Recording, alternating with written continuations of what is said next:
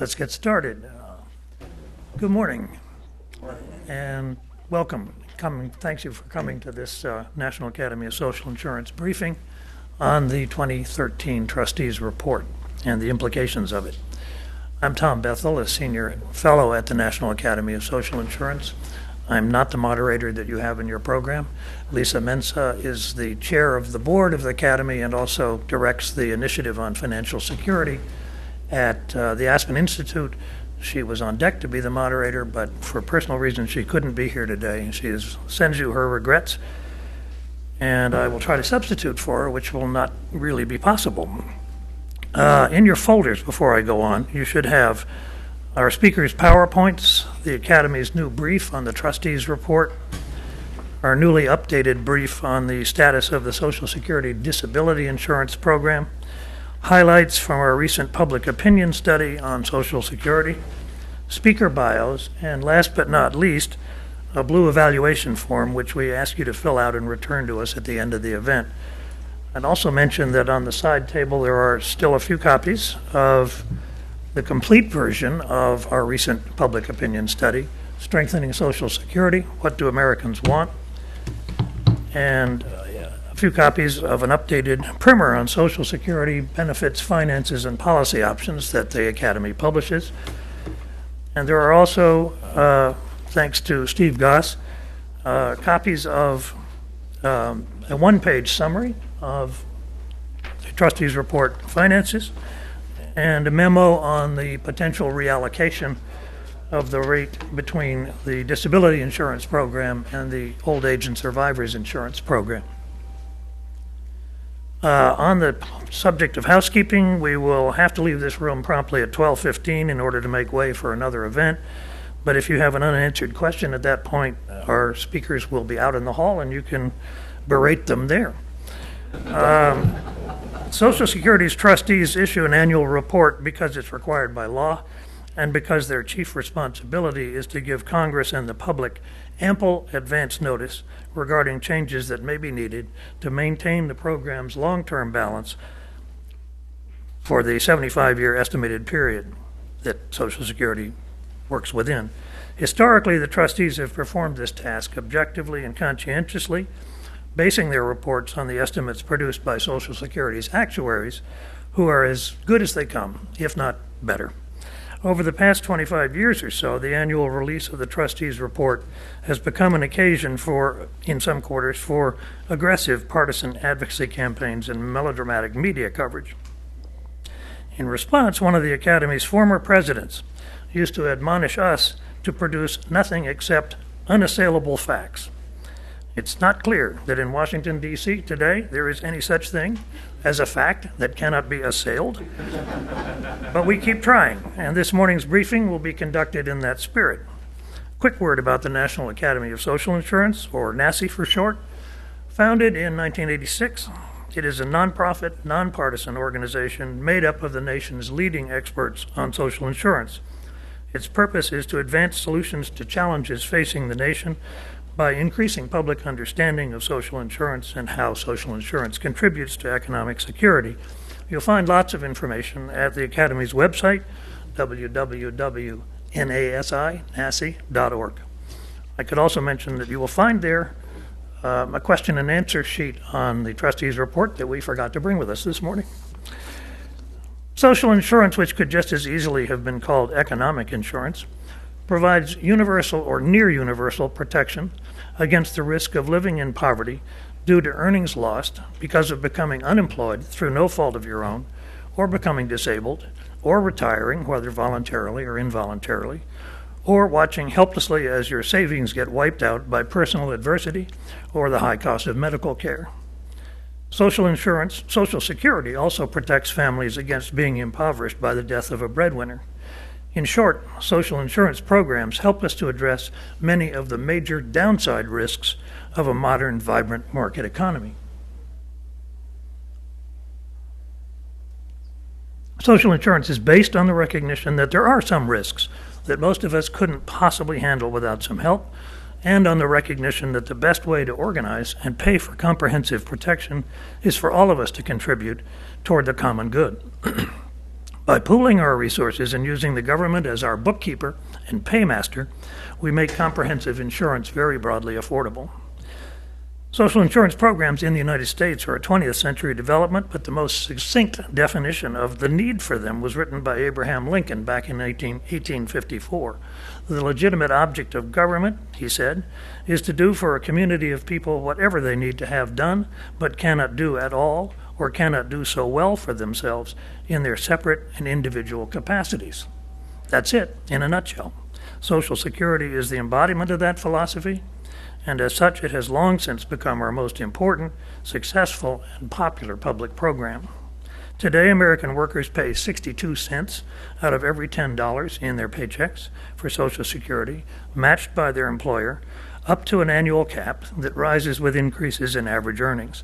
This year, as most of you know, the cap is set at $113,700.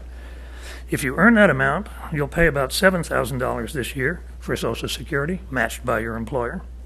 But because of the tax cap, someone who earns $1 million a year pays the same amount as someone who earns $113,000. So the effective tax rate for the millionaire is not 6.2%, it's about 0.7%. That's a fairness issue for many people who would like to see everyone contributing to Social Security all year long, just as they do. Income from the 6.2% tax rate is Social Security's main source of the revenue it needs to pay benefits. Congress has not increased the tax rate since 1990. Since then, the number of beneficiaries has risen from 39 million to 57 million. That's a 46% increase in benefit recipients, and of course we're still in the early years of the baby boomers' retirement. The good news is that the actuaries saw all this coming, and the 1983 amendments largely addressed the challenge, so we don't have to increase revenues by 46% to pay all the benefits provided for in current law. Social Security's projected long-term shortfall could be closed, for example, by gradually increasing the tax rate to 7.2% and gradually removing the tax cap. Putting it bluntly, Social Security is okay in the short term, but faces a long-term shortfall because income hasn't been scheduled to keep up with outgo. That's a concern, and there are, of course, others. Over the next few years, the big challenge for Congress will be to address the shortfall fairly and equitably. As I mentioned, you have bios of the speakers in your folders, so I will keep the introduction short. Steve Goss, the Chief Actuary of the Social Security Administration, has devoted 40 years of his life to crunching numbers for the trustees, Congress, and various occupants of the White House. On Capitol Hill, he and his exemplary staff are held in equally high esteem by Republicans and Democrats, which in today's political climate is nothing short of stunning. I have no idea how he maintains his cheerful disposition and youthful good looks, but along with many other people who lack his expertise, I am grateful for his infinite patience and skill. Steve exemplifies public service at its very best, and he is a great teacher. I have been asked to mention that simply because of the nature of his work, he can be just a tiny bit hard to follow at times, but I'm sure that won't be the case this morning. Virginia Reno is the Academy's Vice President for Income Security Policy. She's a nationally recognized expert on Social Security and also an inspiring person to work with. No one cares more about the future of Social Security or works harder to see the program strengthened and benefits made more adequate for America's workers and their families today and tomorrow. And with that, let's turn to the findings and implications of this year's trustees report. Steve first, then Virginia, and then we'll have time for questions. And on that point, we had expected to have either a standing mic or a portable mic here this morning. We don't have either one. So if you will stand, state your name, and if necessary, I'll rephrase your question, and we'll go from that system. Steve.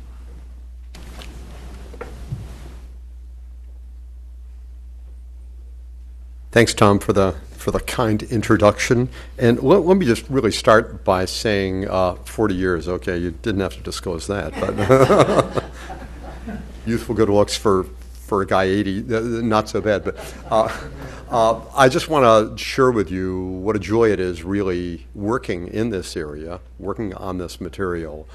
working first of all with our Board of Trustees, which are 6 folks, 4 ex officio trustees, the Secretary of the Treasury, Secretary of Labor, Secretary of Health and Human Services, and our own Commissioner of Social Security, plus 2 public trustees at the moment. They're Chuck Bauhaus and Bob Reischauer. And I have to share with you how impressive it is that across administrations, which do change from time to time, that this group of people, when they put on their trustee hats, do a remarkable job. You all should see this and hear more about it, of putting on the Social Security hat and working effectively in a really, really, truly nonpartisan way at looking out for the good of the American people and the good of this program. Really impressive. And there are 2 offices of the actuary. Ours is called the Office of the Chief Actuary at Social Security that work on this, and I would be remiss not to just mention the amazing work done in our office, where we develop all the population projections, all the economic projections for both reports, Social Security and Medicare, and then beyond that, of course, on the Social Security side, develop the number of people who will be working covered employment, the taxes they pay, and their insured status, and ultimately their benefits. We have, for any of the questions that I can answer, we fortunately have Alice Wade and Jason Schultz from our office here with us today, but we have about 50 other folks back at the office. If there's any questions we can't answer today, we'll definitely get it all covered. So with that, let me just sort of jump into a couple of these slides that we have here and share with you a little bit about the nature of the projections that we make about the actuarial status of Social Security. And Tom made a good point about facts. Now, we wish, where it comes to projections of the next 75 years, we did indeed have the real crystal ball and we could tell you facts. We can't. All we can give you are the projections that we have for the future, which are based on the very best possible analysis we can come up with, working with our trustees, with advisory boards, with technical panels, with everybody in the world who has an opinion and has a thought and has knowledge of the past. We try to put it all together and come up with the best possible estimates. Sometimes people say guesses for the future, but we'd like to think of them as our best possible projections into the future. The thing that it's paid most attention to is our middle estimate. We call them the intermediate assumptions. People like to focus on that. We have a broad range of uncertainty that we'll talk about just a bit. But if you look at this first little slide, what we mention up here is what is actually required by law for the trustees to report on every year. The trustees are required every year to make a report to the Congress, to both houses of Congress, one, on what has happened over the last year in terms of the financial operations of the trust funds. That's easy. That is fact. The second is what the projections are over the next 5 years. Now, that gets to be an extrapolation of what's happened recently, taking into account what we think will happen in terms of changing conditions, and we make those estimates. But beyond that, there's another requirement in the law that says to speak to the actuarial status of the program. This is where, as Tom alluded to, the notion that we do a projection of 75 years into the future. A long, long time. People often ask, why 75 years into the future? And it really comes from a couple of things. One is our youngest participants, people in their early 20s who have started to work. That covers, for most of them, pretty much the balance of their life, so we can see what the program will look like in the future.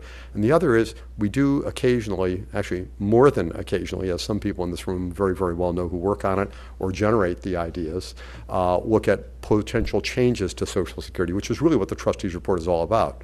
Again, as Tom mentioned, the trustees report is all about laying out what the financial actuarial status of the program is under current law as we know it, assuming that persists.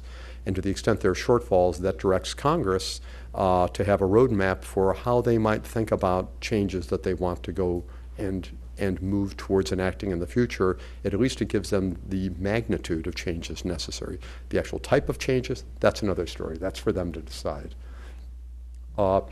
News from the new trustees report. Well, the actuarial balance or the actual deficit, which is oftentimes described, actually increased pretty much exactly as predicted in last year's trustees report.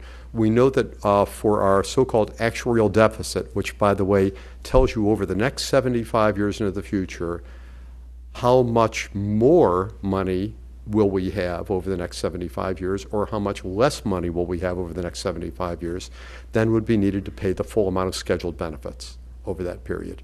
Right now, we have a projection where in last year's report, it said 2.67% of payroll over the whole period which is suggestive of the notion that if we were to take our 12.4% tax rate and raise that by roughly 2.67 percentage points, that would be enough over the 75-year period as a whole. If we generated that amount of extra revenue or had benefit reductions equivalent to that, that would be enough to put us in balance over the period.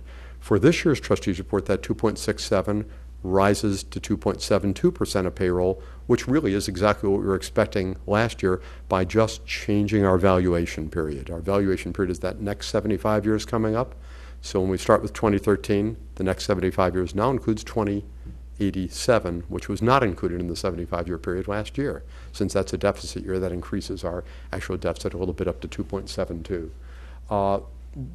Some of the things that haven't changed, very, very importantly, the year of trust fund reserve depletion for the Social Security program as a whole. We have two trust funds, the OESI trust fund and the DI, that's Old Age and Survivor Insurance, and Disability Insurance. They're separate trust funds by the desires of Congress to keep a closer eye on those two programs separately, which is a good thing. If you put them together and imagine them as one trust fund altogether, which we oftentimes do for simplicity, we will be moving towards depleting our reserves fully in the year 2033. That's exactly the same year as was projected last year. So basically not a lot of big news on that. The DI trust fund, though, is probably the more interesting aspect. Just like last year, we're projecting the reserves for the Disability Insurance Trust Fund to become depleted in the year 2016. And importantly, when those reserves become depleted in 2016, if there's no congressional action between now and then to make changes, we project that we'll have 80 cents coming in terms of tax revenues for every dollar of scheduled benefits for the program.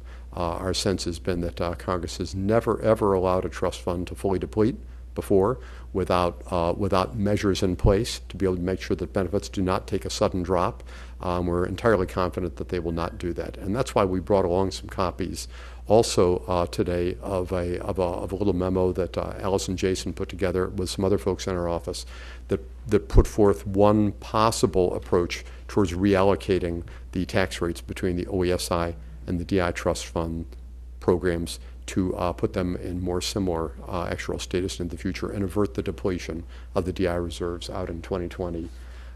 We do project that the cost for Social Security, the total amount of cost of paying out all the benefits and the administrative cost, will continue, as it has since 2010, to exceed the amount of tax revenues coming in, the amount of non-interest income. We project that that will continue under current law to be the case. However, if you include interest income as total income, we project that we will continue through 2020 to be having more income coming to the program than we have cost for the program, which of course means the dollar amount of the trust fund will be rising through 2020. In 2021, however, it will start to decline, and as mentioned already, on the combined basis, by 2033, we project those reserves will be depleted.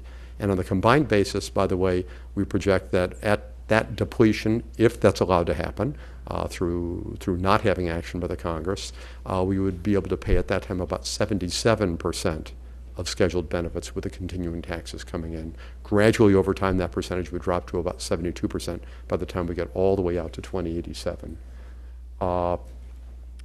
Here's a little picture of what we call our trust fund ratios.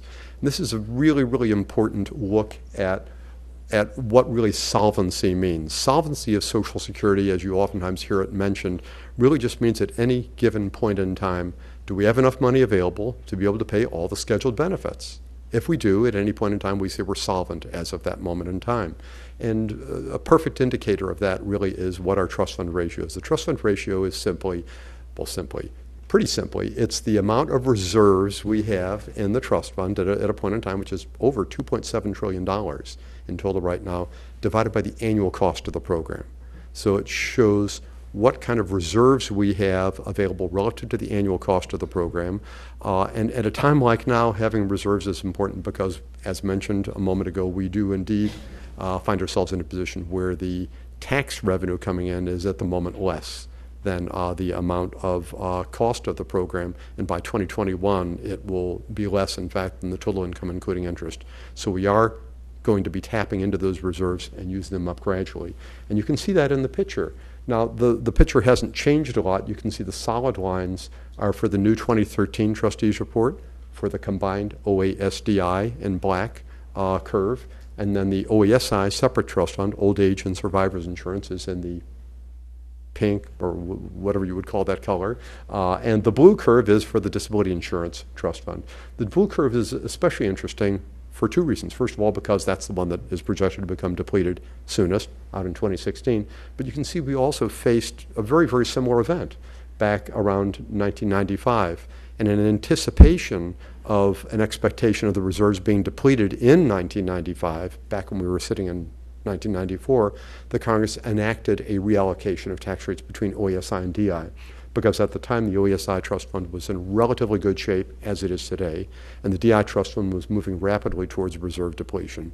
So they did a reallocation. At that time, I'm happy to tell you, in the 1995 trustees report, we projected that the new reserve depletion date after that reallocation would be 2016. And that's what we're seeing again today. So once in a while you get lucky and you make a projection, and many years later it turns out actually to be true. So it's not, don't take our projections as being facts, but we're happy when we have a success like this. This next picture speaks not so much to the position of the trust funds, but it speaks to the annual flows of money coming in and money going out from Social Security. And you can see on this curve, the red line represents as a percentage of our tax base, as a percentage of the earnings that are subject to tax. As Tom well described earlier, we don't tax all earnings, but we tax earnings for each individual up to $113,700. So look at that total tax base, all those earnings, and we say what percentage of that is the cost of Social Security. Well, first of all, the income, it's a little bit more than the 12.4% tax rate that people pay in combination with their employer, because we also get some revenue from the taxation of Social Security benefits. That adds about another 0.5% of payroll to this amount. So the red line, which becomes obscured after a while, is our income as percent of payroll coming into Social Security, and that's relatively flat. Why? Because the 12.4% tax rate is flat and has been ever since 1990. The cost rate is the more interesting line. The cost rate in blue, you can see if you look over to the far left, before about 2008, the cost rate was actually less than the income rate. That's the time when we were building up the trust fund reserves. But all of a sudden, you see it takes a big hop up around 2009-10. That's what the recession did for us, but it would have been rising anyway. To a lesser extent, and would have taken longer simply because of the demographic changes that we're now moving under. Clearly, what we've been seeing is the baby boom generation, that mass of people, has already started back as of around 2010, moving from working ages into retirement ages. So it'll cause the obvious change of shifting our age distribution and therefore increasing the cost, especially as a percentage of the payroll. Move a lot of people out of work ages into benefit ages, and it's going to change your cost of the program as a percentage of payroll. The recession just accelerated that, but we assume that by the time we get to about 2020, we'll be back to full employment. You can see at that point that we get back on the long-term track of rising as the boomers move more and more towards getting fully into retirement, which we expect will be around 2030, 2035. Thereafter, you can see the dashed line. That is still what we project to be the cost of the program, and that rises up to around 17% of payroll. And the bad news is you see the solid blue line, which is our actual expenditures under Social Security, all of a sudden drop. Well, it drops in 2033, because that's the point at which we project the trust fund reserves would be depleted. And remember, this is a projection of what will happen to Social Security under current law, assuming that law is not changed. And the law, by the way, for Social Security is special. It's very different for Social Security trust funds and for the Medicare HI trust fund from essentially any other federal program, because it says that we can't borrow. There's a lot of borrowing going on in Washington, but there is none done by Social Security trust funds, nor by the Medicare HI trust fund. So if we reach at a point where our reserves become depleted and our costs still exceed our tax revenues coming in, then the benefit payouts, the actual expenditures, would have to simply be reduced, unless Congress steps in, as they have always done, and does something to avert having that drop. And when you look at that drop out there in 2033, you can imagine what a motivating force that would be for members of Congress. Imagine you all are members of Congress, and you'd see a drop for your constituents in benefits of that magnitude, a drop of something on the order of 23%. out there in 2033, probably not a place you want to be. So we can pretty much count on, as we have seen in the past historically, that the Congress will come to the rescue probably well before 2033. We hope a long time before, because if we enact changes soon, that will give people an opportunity to see them coming, to adapt to them, and to make them gradual and give people a lot of advance warning. Our next slide shows essentially the same thing, and this slide expresses really the cost and the income to the program in a slightly different format. It expresses the cost and the income of the program as a percentage of gross domestic product, the total value of goods and services produced in the U.S. economy. And we like to also show this because this speaks, we think, to sort of the concept of sustainability. Well, it does two things. First of all, when we think of federal programs or anything, how much of the total economy is taken up by the cost of a given program? Well, that's what this does, and it allows us to compare Social Security costs more straight up with all the other federal programs. And you can see that back in the period 1975 to about 2008, we were very steady at about a 4.3% of GDP cost for Social Security. And again, first of all, we have a jump up because of the recession, but you can see we're on a steady path up towards about 6% of GDP, or slightly over that, simply because of the changing age distribution of the population. And the changing age distribution of the population is not because we're all going to live to 150. I don't know if that would be good news or bad news. It's really just because the birth rate dropped. After the baby boom generation, that period of which, on average, women were having children at the rate of 3.3 per woman's lifetime, and that has dropped down to about 2 children per woman by the time we got out to 1990. It actually got lower than that for a period of time in the 1970s and early 1980s. But in terms of sustainability, well, we know that we have a sustained projection of the costs under current law being more than the income scheduled under current law. But the good news is that the cost is not rising. It's not going vertical, as we had seen for the Medicare program some years ago before the Affordable Care Act was enacted. But now we're very steady. And by the way, under the projections of the trustees for Medicare, the projection for the total cost of the Medicare program is actually very similar to what it is for Social Security now. It's in the vicinity of 6% of GDP and fairly stable going into the future. But this really speaks to the sustainability of the system and indicates that going forward, Congress and the American people have a choice. Do we want to raise the income to Social Security sufficient to be able to pay for the scheduled benefits up at about 6% of GDP, or do we want to reduce the cost of Social Security from 6% of GDP down to the roughly 4.6% of GDP that we have for scheduled income, or something in between? But that will be our elected representatives' choice on what we'll be doing in that regard.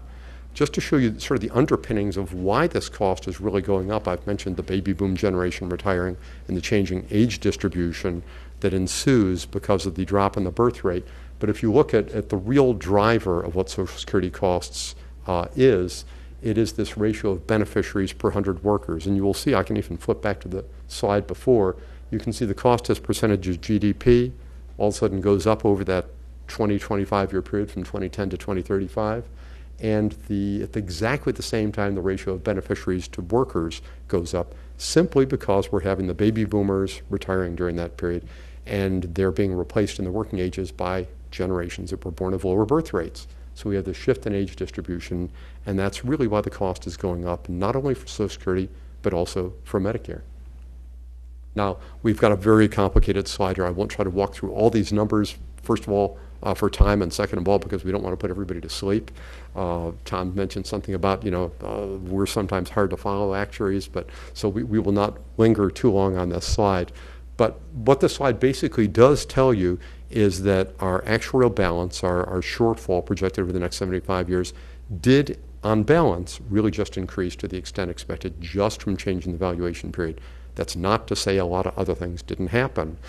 We had a number of things. For instance, one major effect on Social Security was from legislation this past year, not directly on Social Security, but the extension of tax cuts for folks, that is income tax cuts, maintaining the lower marginal income tax rates below $400,000, has a real effect on Social Security because, again, about a third of people, and eventually more, who receive benefits have those benefits subject to personal income tax, and the revenue from that is split. Some comes to Social Security and some comes to the Medicare HI Trust Fund.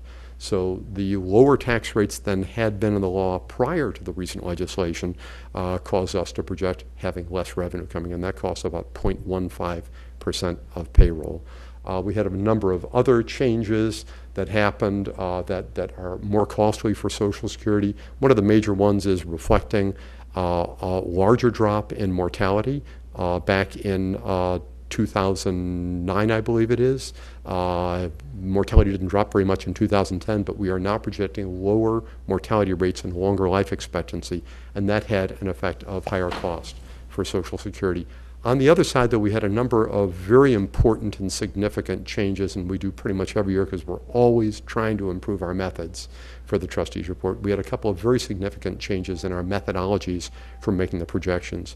One is, and this might be germane to a lot of discussion in DC nowadays, is we move towards doing a much, much better job on projecting the number of people who've worked enough to become insured to receive Social Security benefits, basically by splitting apart the population that is legal permanent resident or citizens in the country versus those who are undocumented or who are temporary visa folks, splitting these into two different groups. We used to try to project them together, but the changing mix of our population over time that is in the undocumented immigrant status confounded our ability to do the very best possible job in that, so that's really been greatly improved. And that resulted, in fact, in having fewer persons insured and fewer persons receiving benefits in the future.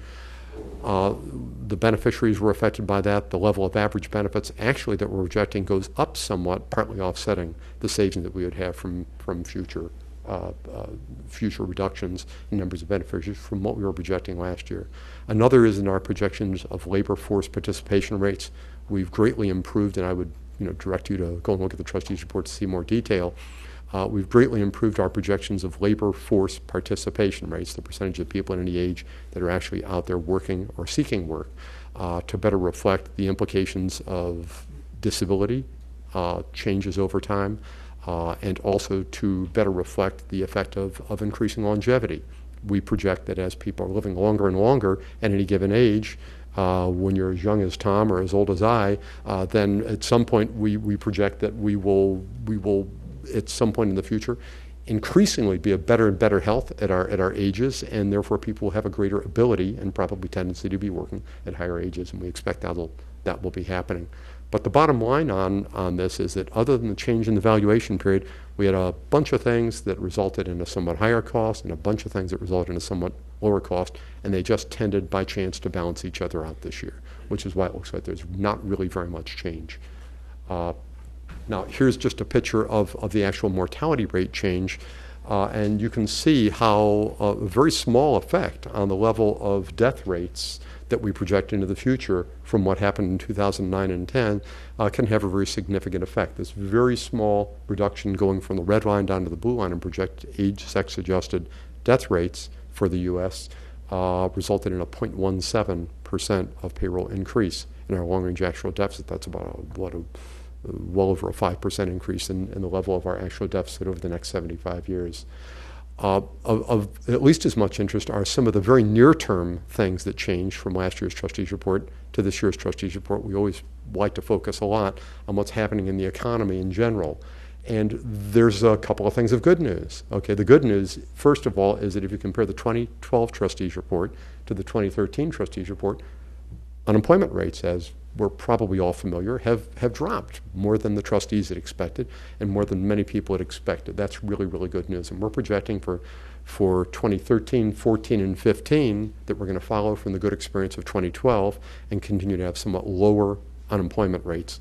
By 2016, we get back on track with what we've been projecting last year, moving towards a full employment economy by the time we get out to about 2020, 2021. And full employment just means that we're operating sort of in normal position. We're not in a bad period like with a recession or in an overheated period with the economy rising faster than can be sustained. The other good news item is that partly because of a lower unemployment rate, we are projecting and we have had more people working in the country. This is very, very good. More people working is good for them, it's good for the country, but it's also good for the trust funds because when people are working, they are paying us payroll taxes.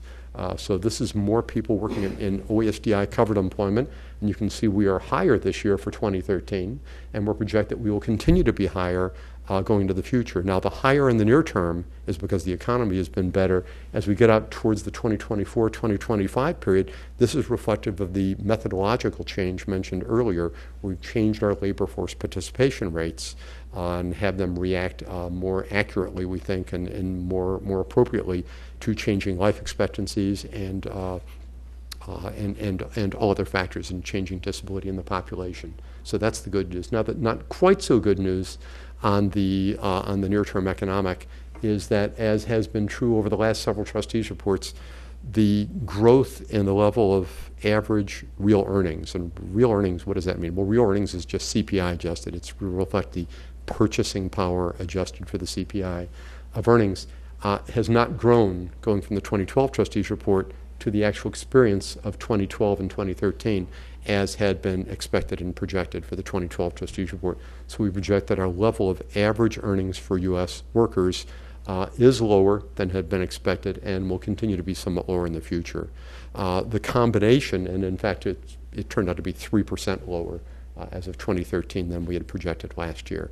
So we have less unemployment, more workers, but a lower average earnings level. So we are getting no longer a jobless recovery, we're getting a jobs recovery, but the average earnings that are coming with those new folks that are getting an employment is not as high as had been expected and probably as we would all desire.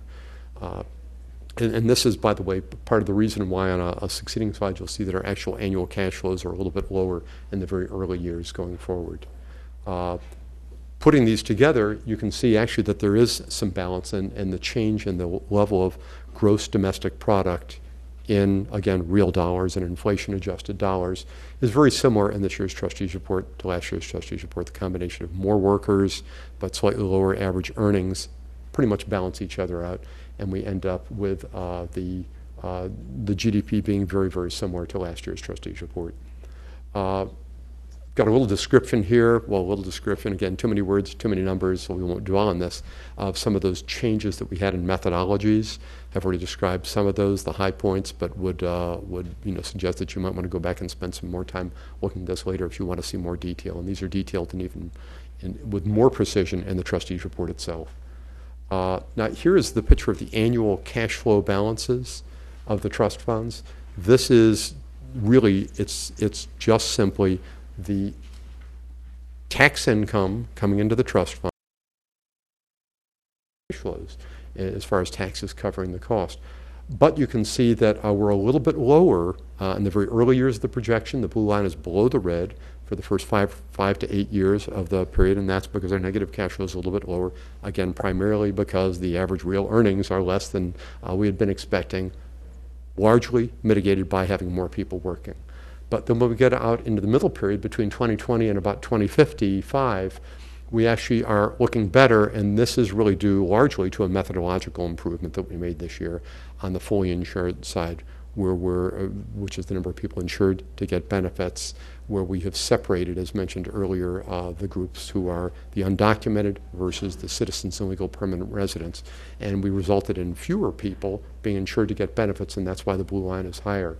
When we get out past 2055 or 2060, the blue line is lower because by that time the cumulative effect of having greater longevity, which we're all happy about in general, tends to win out, along with the fact that we have the lower tax rates for taxation of benefits. Those two tend to dominate, and we end up with slightly higher costs or a lower cash flow balance when we get into the future. This is a picture which we sometimes put up that sort of shows in a bar chart form over the near term this cash flow item. The blue bars show you what the total cash flow is to Social Security, the total amount of income that the trust funds are receiving, including the interest that is credited based on our $2.7 trillion of asset reserves, minus the amount of expenditures in the program. The red lines are done in what we might call a budget approach, When you look at the unified budget, which is commonly considered, in the unified budget approach, people tend not to give Social Security trust funds credit for the interest that they're earning. Of course, anybody who has $2.7 trillion in the bank would expect to be getting some interest, and we do for the trust funds. But the unified budget approach tends to ignore that because it cancels out. The interest is provided by the general fund of the Treasury to the trust funds, and in a unified budget approach, those two tend to cancel each other out. But we think it's important because the trust funds are what they are, and they are the basis for paying the benefits in the future. You can see the darker red lines in 2011 and 12 go to even more negative because those are really, really, truly reflecting the effect on the unified budget. That's the period in which we had the payroll tax holidays, you might all well recall, which we do not have now for 2013, where employees were required to pay 2% less than the normal 6.2, and the trust funds were backfilled for that. General revenue provided the money, but on a unified budget basis, that was a reduction in revenue coming into the whole system. Just a quick note on uncertainty. We have not only our high cost and low cost projections uncertainty, but we also do a stochastic projection. This just sort of shows you on a cost as percentage of payroll what our stochastic projections look like in the colorful lines versus the colorful solid lines versus the dotted and dashed lines for our basic alternatives. Similarly, we have the projections on what happens with our trust fund ratios described further on the stochastic. You've already seen the slide, which we think is very, very important in terms of the solvency of the program, what we're facing in 2033, should the Congress not act, even though we know they will. And one more item I just wanted to put in here, which is to give you a picture, a feel for what the level and value of benefits are for Social Security recipients. And this is a picture of what happens for people who retire at various different average earnings levels throughout their career, what the benefit level is relative to that average earnings level throughout their career. And you can see it can vary anywhere from about 25% for our maximum earner, the person with about $113,700 throughout life, to a low earner, a person who's earning about $20,000, that they would be getting something closer to 50% if they retire at 62 and get relatively little reduction for early retirement. If we go to retiring at 62 instead of at 65, this is our earliest eligibility age, and a majority, in fact, for better or for worse, of people who take retirement benefits do take them at the earliest possible point.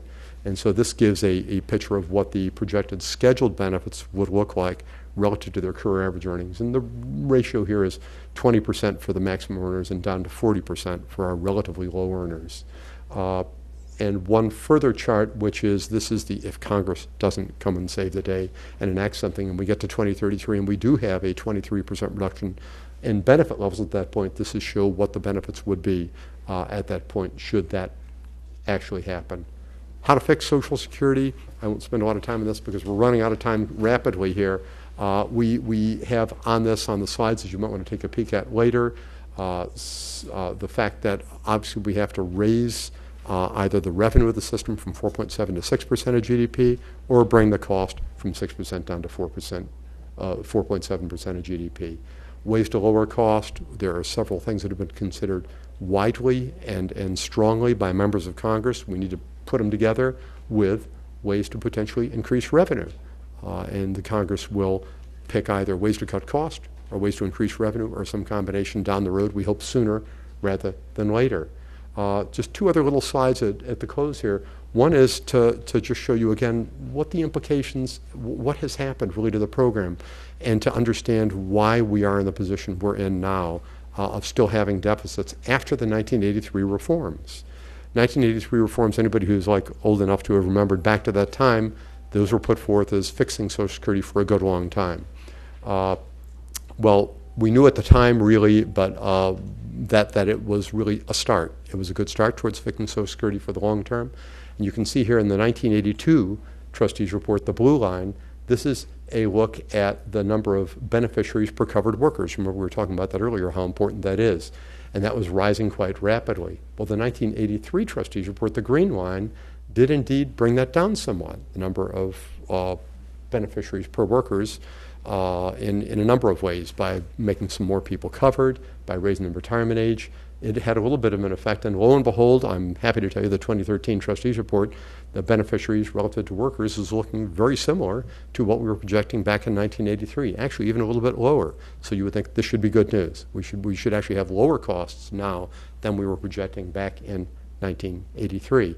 The not so good news, though, is that the actual annual cash flow balances, while we moved from the blue line back in the 1982 TR, which were quite negative, to the green line, which were not nearly as negative. You can see how we got a partial fix for the 1983 amendments going up to the green line. We've lost a lot of that ground over time, and the reason for that obviously is not from the demographics, as you saw in the prior slide, because if anything, we're showing things to be better on the demographics and numbers of beneficiaries per workers. What has really hurt us in the meantime is that a couple of assumptions that were made at the time in 1983 simply haven't been realized. The rate of growth in average real earnings was at the time assumed to be 1.5% per year. It's been less than that, and the trustees are now assuming about 1.1% per year going forward. And the other is that the earnings distribution of workers in the country was projected to be stable going forward. In fact, there's been a lot of what economists sometimes call dispersion. There's been a real spreading out of the earnings levels. And remember, if a whole lot of extra earnings go up above that taxable maximum, we don't tax that. So we've had a big increase in the amount of earnings that are actually above the taxable maximum and not taxed. Those two are largely responsible for the fact that our challenge in terms of cash flows going forward is greater than we were really expecting that it would be back at the time in 1983. And with that, let me close and pass the baton to Gina. And thank you for bearing with all this stuff, and hope it wasn't too hard to follow.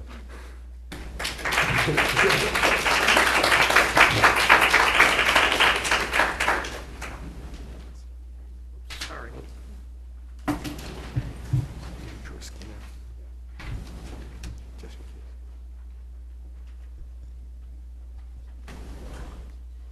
Well, first of all, thank you very much, Steve, for that fabulous overview and explanation of what's in the new trustees report. My remarks will be fairly brief. I would like to just provide some context based on research that we have done at the National Academy of Social Insurance, thinking about the role of Social Security in the larger society. I will aim to make 6 points rather quickly. First, looking at the level of benefits, and Steve kind of alluded to this in terms of replacement rates near the end of his presentation, but benefits are relatively modest, yet they're very important to the large majority of people who get them. Second, Social Security, compared to most other tools for financing retirement or disability income or life insurance for families with dependents, is remarkably efficient. Third, the notion that Social Security is sustainable, as Steve said, that is, its cost is stable, and one could even go so far as to say it's affordable. Third, benefits are already being cut by more than most people recognize and talk about.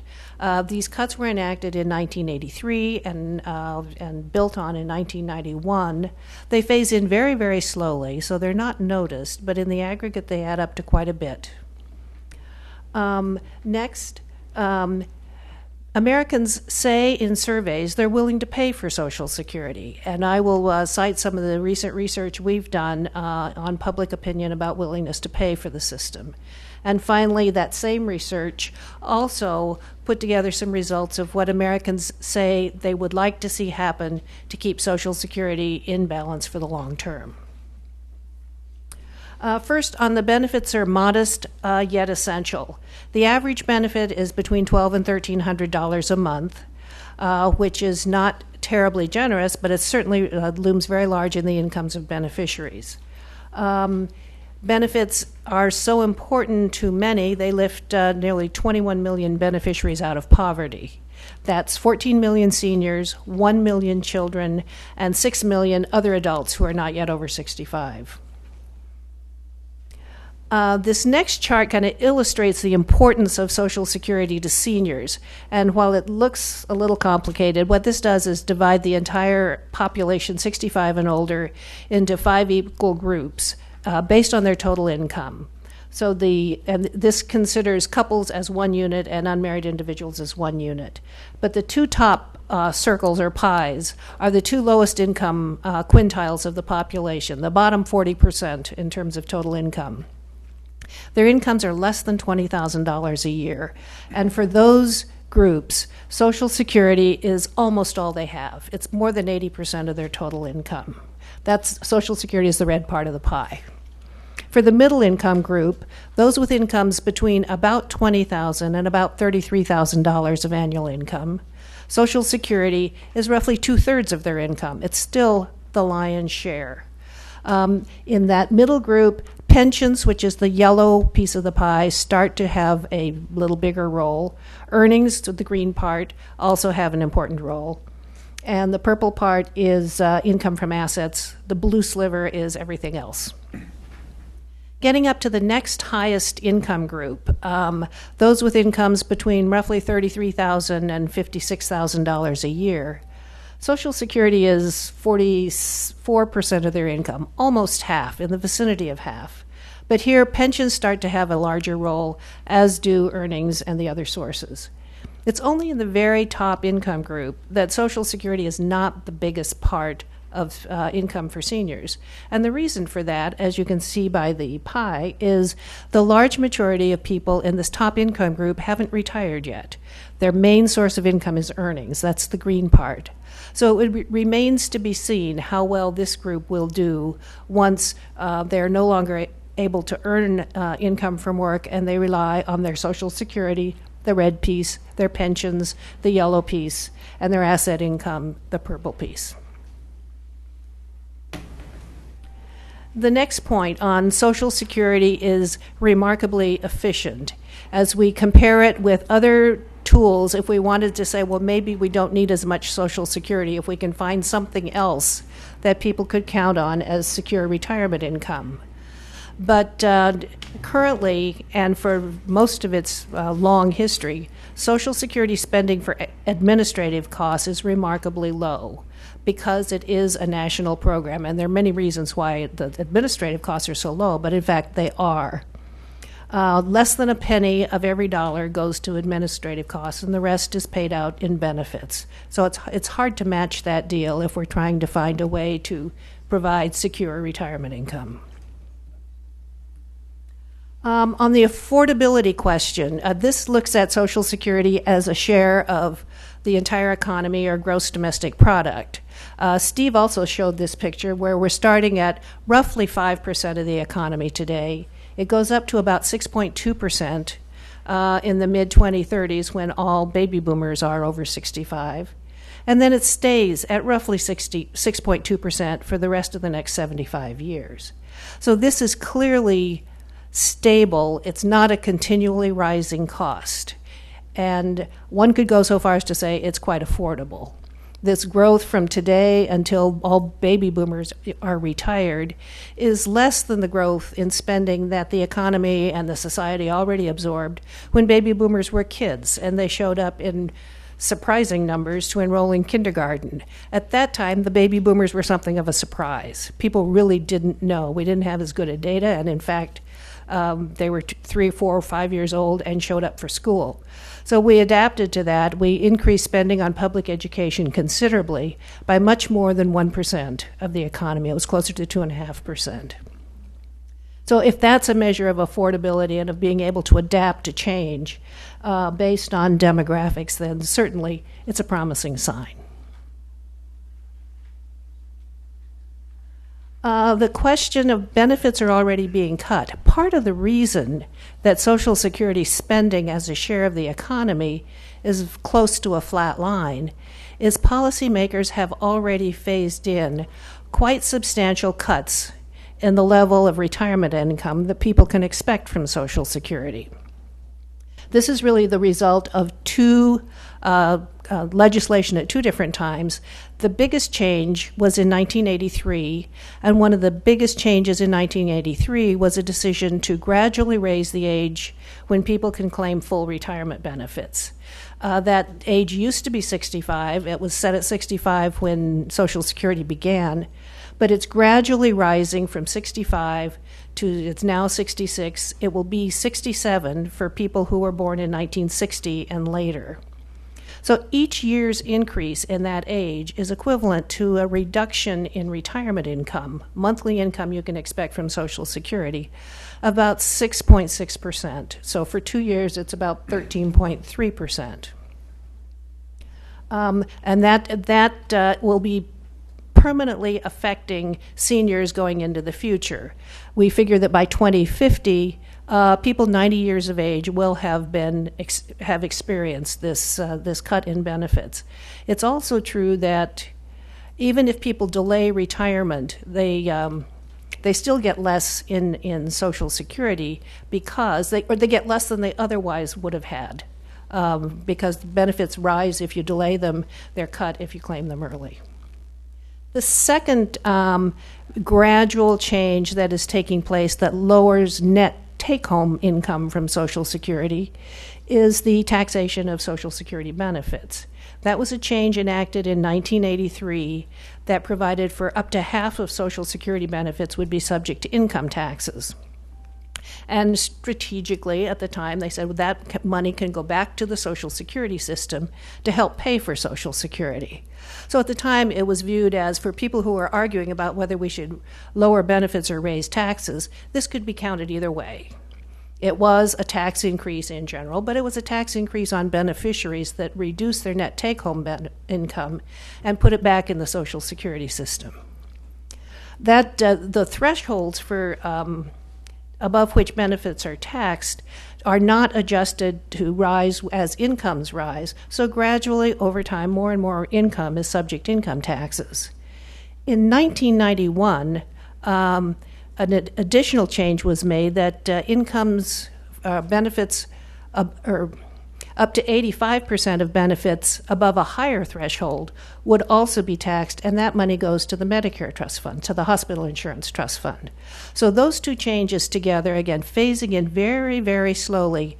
By 2050, according to data in last year's trustees report from both HI and Social Security, would lower net take-home benefits by about 9.5%. So those two things together, the third change that was enacted in 1983 is a small but permanent change of delaying by a half a year, 6 months, the due date of your first cost of living adjustment. And when the long-term COLA is estimated to be 2.8%, that's essentially half of that is the permanent delay. So these three things add up to a 24% reduction in benefits from things that are phasing in very, very gradually and are not widely noticed. I think there is a lesson there. If these changes have taken place, what hasn't happened is any increase in the tax rate that workers or employers pay over the current tax rate. The 6.2 rate was enacted in 1977 and took effect. It was enacted then to take effect in 1990, and that has happened. But there's been no adjustment in the tax rate since then, despite the fact that an increase in the cost of the system was surely anticipated due to the retirement of the baby boom. I'm shifting now to survey findings and we're finding survey findings we find both in a recent survey we did just in September of last year. It's very similar to surveys done by other organizations. People say they don't mind paying for Social Security. Of course, nobody likes to pay taxes, but they don't mind paying for Social Security because they value what it does in terms of providing security and stability to retirees, to disabled Americans, and to children and widowed spouses of deceased workers. The overall rate of agreement with that claim was 84%, but it's true or consistent across parties. 74% of Republicans, 91% of Democrats, 86% of independents agreed they don't mind paying. Other questions asked a little harder test. Do you agree Do you agree that it's critical to preserve Social Security benefits, even if it means that working Americans have to contribute more in Social Security taxes? And again, we get widespread agreement, 82% overall, and fairly similar large majorities, Republicans, Democrats, and Independents. The final question on the same theme asked the very similar question to the last one, but instead of asking about working Americans, it asked about wealthier Americans. And again, large majorities of Democrats, Republicans, and Independents agree. Some differences among parties, but in every case, large majorities. The last, this most recent study that we did in the fall of 2012 used an interactive exercise for participants to be able to rate various kinds of policy options as to how they would prefer to address Social Security's long-term shortfall. And the exercise included 12 different policy options just to keep the size manageable. There were 4 tax increases.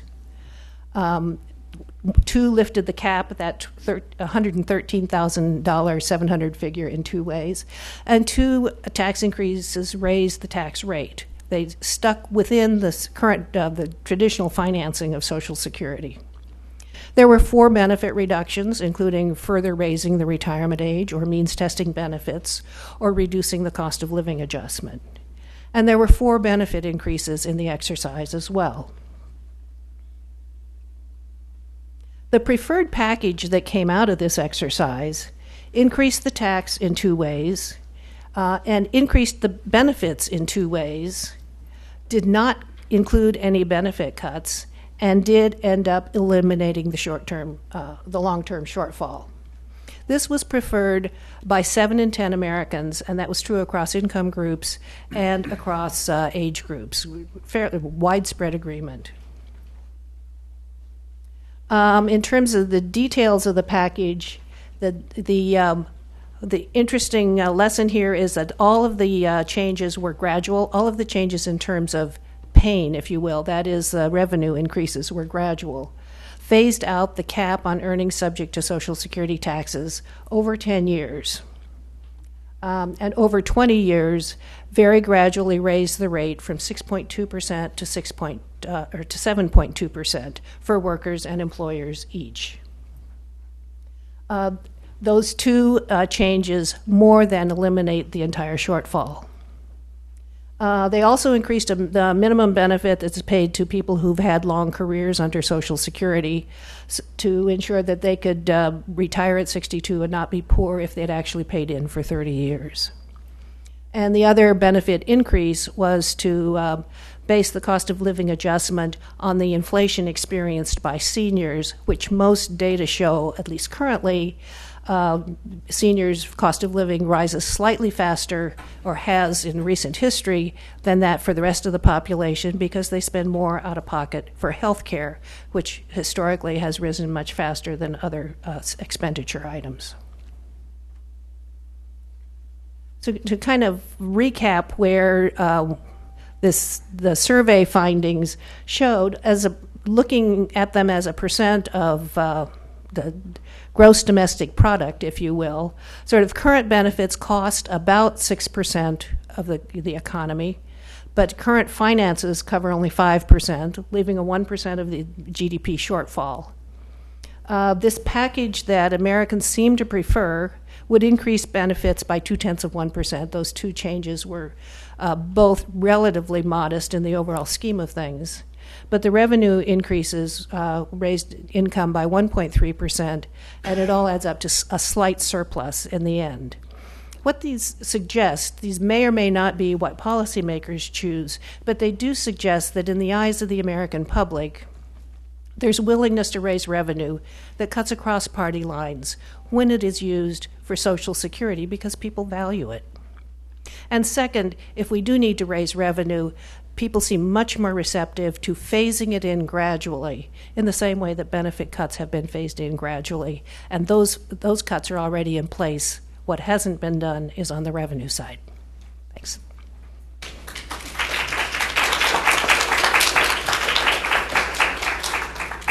We do have some time for questions.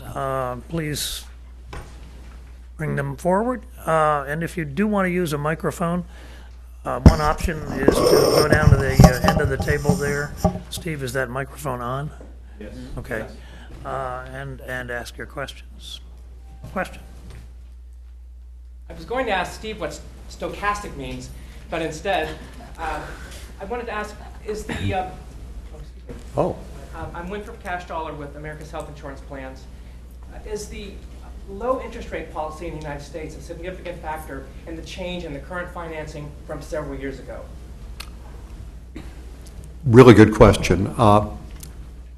We actually have many metrics, many ways of trying to show what the future financial status of the program will be. The stochastic projections is sort of one of them, and basically that's just a matter of going in and taking all the different parameters that can happen in the future and running 5,000 different scenarios, allowing all of those different parameters to bounce around, to move around probabilistically, and then look at the broad range of outcomes that comes in. The real interest rate is a very, very important factor, and in fact, while that did not have a significant effect on our actuarial balance this year, or actual deficit, largely because, what changed? What changed this year from last year is that we are now assuming lower interest rates and lower real interest rates over about the first 10 years of the projection period. That in response to the fact that we've had much lower real interest rates than had been expected over the last several years. So our trustees are now adopting some continuation of that into the future. The actuarial deficit is this difference between cost and income in the numerator and our taxable payroll over the 75 years in the denominator. If you have lower interest rates, it makes the present value of those both bigger. But the ratio of one to the other, if they're both bigger, it doesn't change the ratio. So the actual balance wasn't really much affected by that. Another metric we sometimes look at is the unfunded obligation, measured in trillions of dollars. We tend to sort of stay away from that pretty much because it's very, very hard to really conceptualize what $6, $8, $10 trillion over a 75-year period looks like relative to the way we usually think of things, like our $2.7 trillion in actual assets in the trust funds, our reserves, or the size of GDP or the size of investments in the country. Thinking of a 75-year total relative to just what we know of today can be sort of deceptive. So the interest rates are lower. That does have an effect on some of our measures like the unfunded obligation, but the good news is it didn't really have any effect per se on the, or to a strong degree on our actual deficit projections. Question back here. Another question for Steve, Mary Beth Frank from the Investment News. What will actually happen between 2021 and 2033, where the reserves have been drawn down? Does the government then have to go into the market to redeem these special obligation bonds? And has it ever been done before? Very good question. Clearly, it's been done before. I mean, the Medicare hospital insurance program is in the process now of bringing down its reserves. Leading up to 1994, the disability insurance program was bringing down its reserves. And the entire Social Security program leading up to the 1977 and 1983 amendments was bringing down its reserves very rapidly at that point. What really happens is, keep in mind we have $2.7 trillion of reserves in the Social Security trust funds right now. What are those? That's really debt owed by the general fund of the Treasury to the trust funds, because over the past 20 or 30 years, the trust funds have brought in more tax dollars than were needed to be able to pay for the program. So those tax dollars were loaned to the general fund of the Treasury, which allowed the general fund of the Treasury to borrow that much less money from the public in terms of what we call publicly held debt, or EE bonds or I bonds that you all might be holding yourselves. So there's arguably $2.7 trillion less publicly held debt because the government has borrowed that $2.7 trillion from the Social Security trust funds instead. If between the period 2021 and 2033 we do indeed begin to redeem those reserves and cash them in, the Treasury will have to give back to Social Security the $2.7 trillion, but then it will owe Social Security $2.7 trillion less, but it will, unless we have massive changes in lowering the rest of government's cost, or increasing other revenues, it'll have to borrow exactly that much from the public. So the total debt subject to ceiling, a point of much interest, especially later this summer, is not affected at all by that.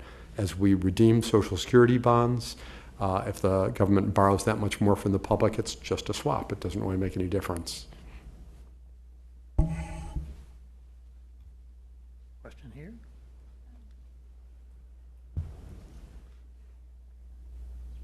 I'm Jo Reed from Wider Opportunities for Women.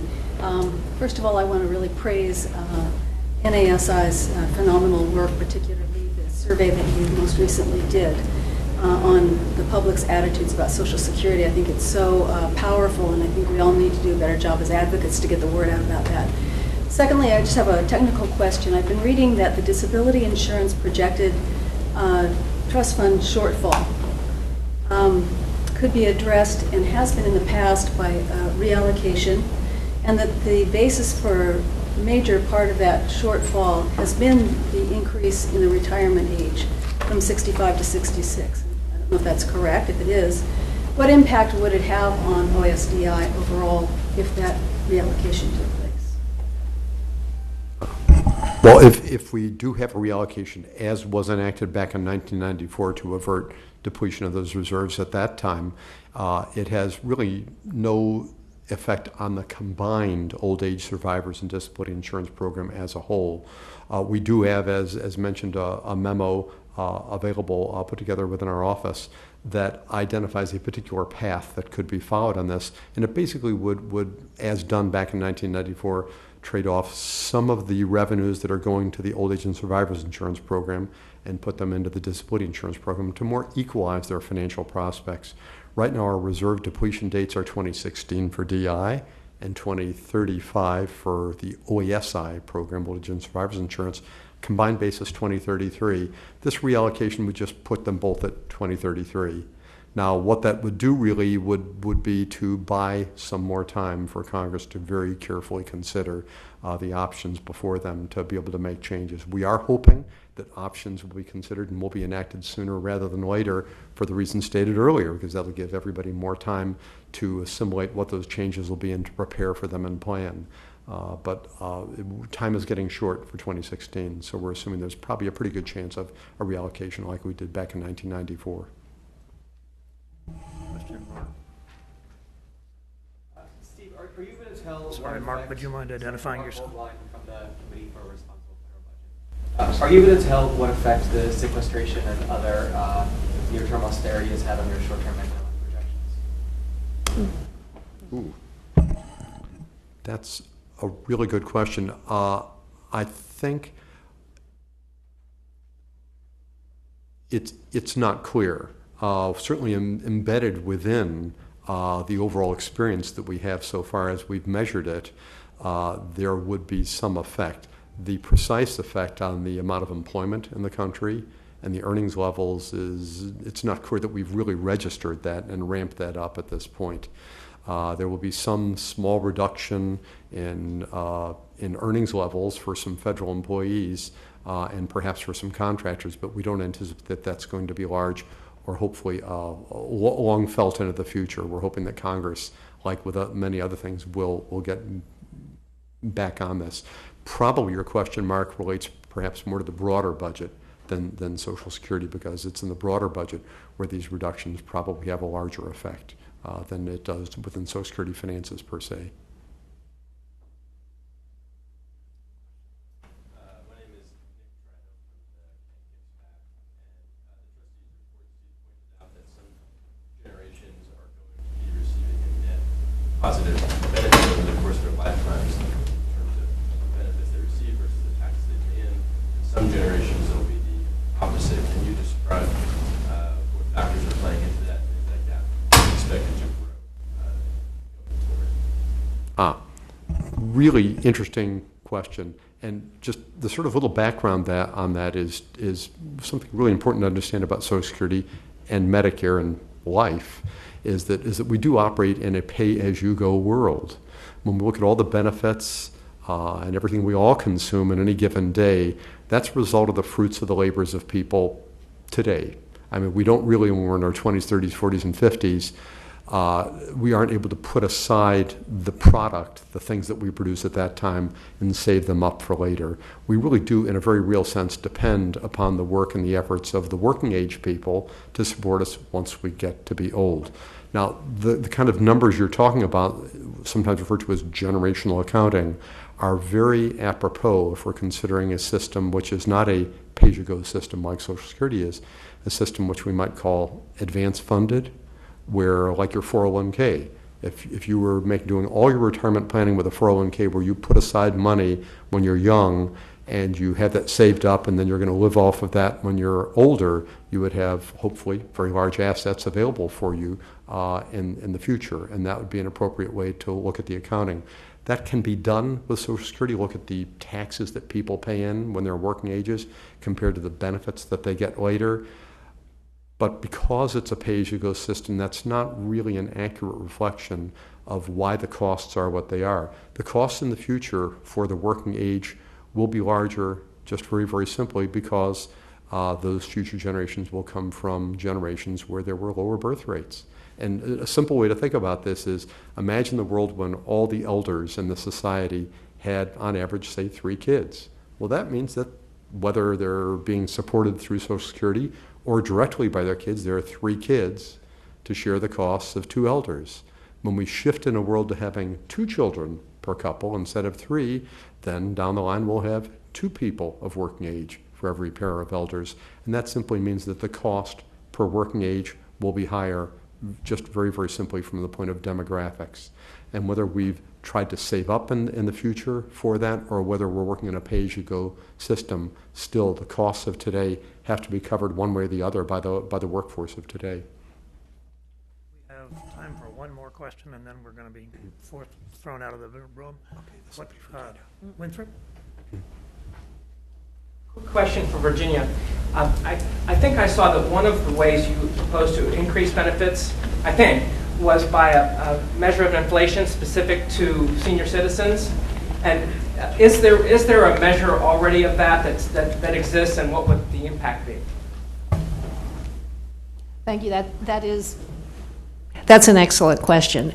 There is a proposal to use a price index for the elderly. Right now, there is an experimental price index that reflects consumption patterns of the elderly, and I think the Labor Department have said that may not be, of sufficient robustness to actually base a price index on it. But the estimates based on that price index indicate that that prices rise about 0.2 of a percentage point faster on average for the elderly than for the price index that's now used. That's based on work from Steve's office. If I could just add one point to that, part of the basis historically for people arguing that the CPIE for elderly or experimental may not be as robust as Gina puts it, going forward as, for instance, the CPIW for urban wage earners and clerical workers that we now utilize is because the elderly were a relatively small portion of the overall sample. Well, going forward, that's not going to be true. We're already at the point now where the elderly in the BLS sample are almost at the level of the sampling portion that is for the CPIW. By 2020, they should be equalized, and the W probably even getting to be larger. So the suggestion that the CPIE is just experimental and not really appropriate because of small sample size is probably not really relevant anymore. I think we have to stop at that point. I would like to mention that this survey, which some of you have the full copy of, but it's also available online, provides a lot of background information on exactly the kind of thing that Winthrop was just asking about. Thank you all very much for coming.